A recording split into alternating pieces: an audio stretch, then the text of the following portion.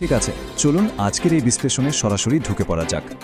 অন্নপূর্ণা ভাণ্ডার প্রকল্পের টাকা পেতে দেরি হওয়া নিয়ে চারদিকে যে একটা বিপুল উদ্বেগ তৈরি হয়েছে, আজ আমরা সেটারই গভীরে যাব। যাদের মনে হাজারো প্রশ্ন ঘুরপাক খাচ্ছে, আজ মূল তথ্যের ওপর ভিত্তি করে সেই সব ধোঁয়াশা কাটানোর চেষ্টা করব। পুরো ব্যাপারটাকে সহজ করতে আমরা আলোচনাটাকে কয়েকটা ভাগে ভেঙে নিচ্ছি। অন্নপূর্ণা ভাণ্ডারের বিলম্ব, নতুন মিউনিসিপ্যাল নোটিশ, পরিবারের কী কী নথি লাগবে, অফলাইন আর অনলাইনের ফারাক, এবং একদম শেষে ঠিক কবে নাগাদ এই টাকা হাতে আসবে। তো ১ নম্বর পর্ব, অন্নপূর্ণা ভাণ্ডারের বিলম্ব। কোটি কোটি আবেদনকারীর যে দীর্ঘ অপেক্ষা, সেটা নিয়ে শুরু করা যাক।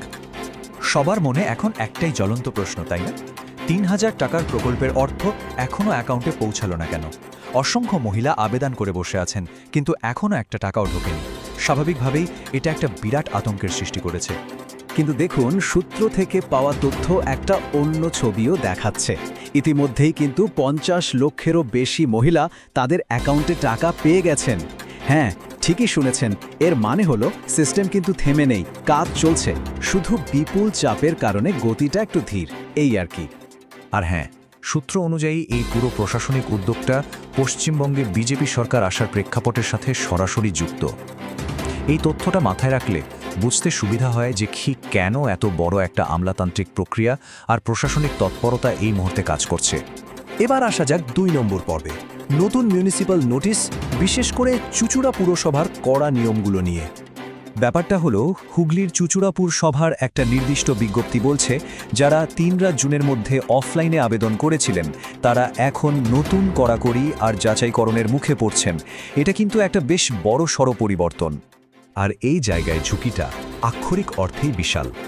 নতুন নিয়ম না মানার মানে শুধু এই নয় যে টাকা পেতে দেরি হবে, এর মানে হলো আবেদনটা সম্পূর্ণ বাতিল হয়ে যেতে পারে। অর্থাৎ প্রতি মাসে নিশ্চিত ৩,০০০ টাকা থেকে চিরতরে বঞ্চিত হওয়া। ভাবা যায়? তাহলে উপায়, সেটাই ৩ নম্বর পর্ব। বাতিল এড়াতে ঠিক কি কি পারিবারিক নথি জমা দিতেই হবে, চলুন দেখে নেই।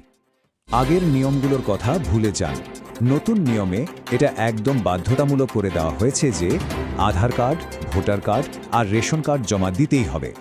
আর সবচেয়ে জরুরি পয়েন্টটা হলো, শুধু আবেদনকারীর নয়, পরিবারের প্রত্যেকটা সদস্যের এই নথিগুলো লাগবে।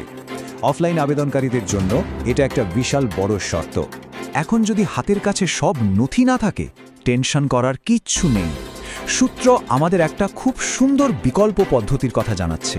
একটা সাধারণ সাদা কাগজে পরিবারের প্রধানের নাম, আবেদনকারীর নাম, ওয়ার্ড নম্বর আর রেজিস্টার্ড মোবাইল নম্বর লিখে সরাসরি পুরসভায় জমা দিয়ে দিলেই হবে। ব্যাস, এই ৬টা সহজ ধাপ। ৪ নম্বর পর্বে আমরা দেখব অফলাইন বনাম অনলাইন আবেদনের বিষয়টা, ডুপ্লিকেট আবেদন আর সুবিধাবাদী ফি এর ফাঁদ থেকে কিভাবে বাঁচা যায়। অফলাইন ফর্মগুলো এত সময় নিচ্ছে কেন? কারণ বিডিও বা পুরসভা অফিসে এই ফর্মগুলো আক্ষরিক অর্থেই পাহাড়ের মতো জমে আছে। একজন মানুষ হাতে করে কম্পিউটারে ডেটা এন্ট্রি করছে, তাই সময় তো লাগবেই। উল্টো দিকে অনলাইন ফর্মে পরিবারের সবার নথির ছবি আপলোড করে দিলে সেটা তাৎক্ষণিকভাবে সিস্টেম প্রসেস করে নিতে পারে। কিন্তু এখানেই সূত্র একটা অত্যন্ত গুরুত্বপূর্ণ সতর্ক বার্তা দিচ্ছে। অনেকেই ভয় পেয়ে অফলাইনে জমা দেওয়ার পর আবার অনলাইনে আবেদন করছেন। এই ভুলটা একদম করবেন না। এতে সিস্টেমে ডুপ্লিকেট এন্ট্রি তৈরি হয় আর পরিণামে সবার জন্যই পুরো প্রক্রিয়াটার গতি আরও কমে যায়। আর জানেন তো, এই বিভ্রান্তি আর আতঙ্কের সুযোগ নিয়ে কিছু সুবিধাবাদী মানুষ রীতিমতো ফায়দা লুটছে। রিপোর্ট অনুযায়ী শুধু এই ফর্মগুলো পূরণ করে দেওয়ার নাম করে উদ্বিগ্ন আবেদনকারীদের কাছ থেকে ১০০ থেকে ৫০০ টাকা পর্যন্ত ফি আদায় করা হচ্ছে। এটা সত্যি খুব হতাশাজনক। এবার আসি শেষ এবং সবচেয়ে গুরুত্বপূর্ণ পর্বে, কবে টাকা আসবে। আমলাতান্ত্রিক প্রক্রিয়াকরণের বাস্তব চিত্রটা ঠিক কী রকম? এই যে এত দেরি, তার আসল কারণ হলো চোখের আড়ালে থাকা এই ধাপগুলো: ম্যানুয়াল ডেটা এন্ট্রি, তারপর স্ক্রুটিনি এবং শেষে চূড়ান্ত ভেরিফিকেশন। এই সব কটা হার্ডেল পার হতে হতে প্রায় ১২ সপ্তাহ লেগে যায়। তারপর গিয়ে ব্যাঙ্ক অ্যাকাউন্টে টাকাটা ঢোকে। সূত্র জানাচ্ছে, মুখ্যমন্ত্রী শুভেন্দু অধিকারীর একটি বিবৃতি অনুযায়ী পেমেন্টগুলো প্রসেস করার কাজ জোর কদমে চলছে এবং সাপ্তাহিক ভিত্তিতে ফান্ড রিলিজ করা হচ্ছে। সোজা কথায়, কাজ কিন্তু থেমে নেই। তাহলে এখান থেকে সবচেয়ে বড় শিক্ষণীয় বিষয়টা কি? বিষয়টা হলো ধৈর্য। এই বিপুল পরিমাণ বকেয়া ফর্ম প্রসেস হতে সময় লাগবে। তাই যিনি আবেদন করে থাকুন না কেন, অন্তত ৩ মাস অপেক্ষা করার মানসিক প্রস্তুতি রাখাটা খুবই বাস্তবসম্মত একটা পদক্ষেপ। সবশেষে এই পুরো বিশ্লেষণটা আমাদের সামনে একটা খুব আকর্ষণীয় প্রশ্ন তুলে ধরছে। ম্যানুয়াল প্রসেসিং যখন এত বড় একটা চাপ সামলাতে রীতিমতো হিমশিম খাচ্ছে, তখন ভবিষ্যতে কি সমস্ত সরকারি প্রকল্পের জন্যই ডিজিটাল বা অনলাইন আবেদন বাধ্যতামূলক হয়ে দাঁড়াবে?